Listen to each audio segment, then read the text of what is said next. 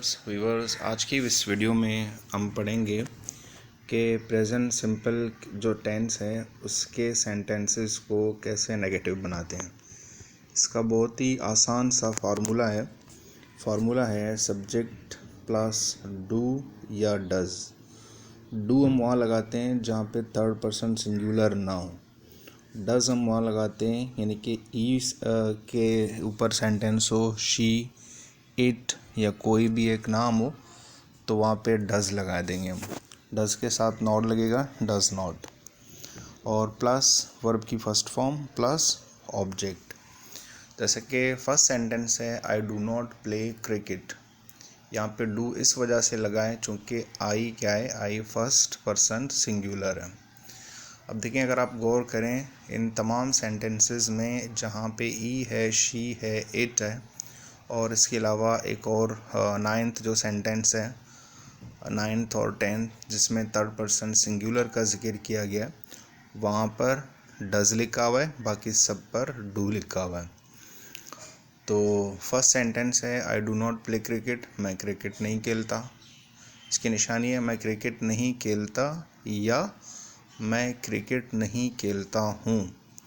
Second sentence you do not go to school, तुम school नहीं जाते या नहीं जाते हो। थर्ड सेंटेंस है he does not read a book, वो किताब नहीं पढ़ता या वो किताब नहीं पढ़ता है। फोर्थ है she does not sing a song, वो गाना नहीं गाती। It does not work properly, ये सही तरह काम नहीं करता। सिक्स्थ है we do not watch TV, हम टीवी नहीं देखते। सेवन्थ है they do not play football, वो फुटबॉल नहीं खेलते। एट्थ है the teacher does not teach English, उस्ताद इंग्लिश नहीं पढ़ाता। Ninth my friend does not help me, मेरा दोस्त मेरी मदद नहीं करता। 10वां है the dog does not bark at night, कुत्ता रात को नहीं भौंकता।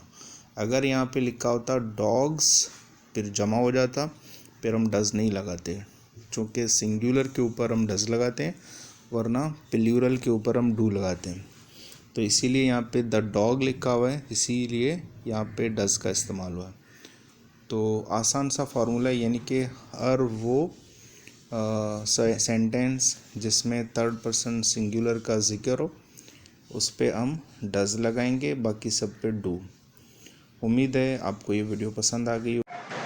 अगर आपको वीडियो पसंद आई है तो चैनल को सब्सक्राइब करें और बेल आइकन का बटन दबाना ना भूलें।